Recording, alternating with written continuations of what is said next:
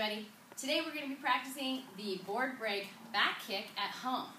So if you have somebody that can hold a pad for you or a pillow for you, that sometimes can be helpful. But today what I just want you to focus on is kicking into the air and thinking about your visualization and thinking about proper technique. So first off, let's create a safe space. So maybe you want to go outside or in a park, or if you have some place at home where you can move the furniture back so you have a lot of space, that'll work too. But we want to make sure we have a lot of space for this kick because we're turning around and we're using a whole 360-degree area. So the next thing you want to do is you want to visualize what it's going to look like when you break that board. So part of board breaking is visualization, thinking about what it's going to look like and what it's going to feel like when you actually are in that moment breaking that board. So part of that is using a loud key up. Every time we practice today, every time we throw that kick, we're going to key up loud. And we're also going to be thinking about what it looks like when that board is in front of us.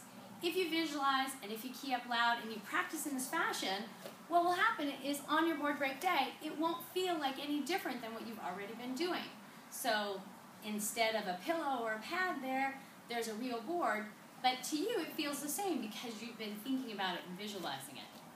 So the next thing we're going to do is we're going to set up. We're going to get in our good fighting stance, and let's go through the mechanics of the kick. What we're going to do is we're going to turn toward our back side. So we pivot our feet, and we look over our right shoulder, just a peek, and kick straight back, almost like a donkey. So we're using the heel of our foot, and as we do that kicking back, our knees might almost even rub together. Okay? So we're going to turn, peek over our shoulder, lift the knee, and hit! And then come all the way around in a 360-degree circle.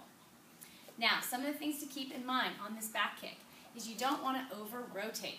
And when people try to kick really hard with this kick, if their technique isn't quite up to snuff, what happens is they spin around too far and they try to lift their foot up and stomp on it, or bring their leg around too far, and now it's not a back kick anymore, it's a different kind of kick.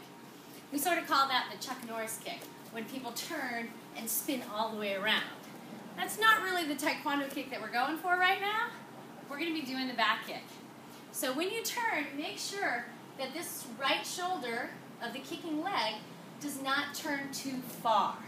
It should be parallel to the board that's in front of you, the imaginary board that's in front of you. And then you're going to kick straight back, almost like a donkey kicks. And then we're going to come back around. So let's try a couple of them together. We're going to put our hands up. We're going to visualize that board in front of us. Turn, making sure not to over-rotate, and kick straight back. Heel! And then come back around. So another thing you're going to notice when I do this kick is that my toes are pointed in this downward angle. That's really important too, to make sure that your heel hits that board before the rest of your foot does.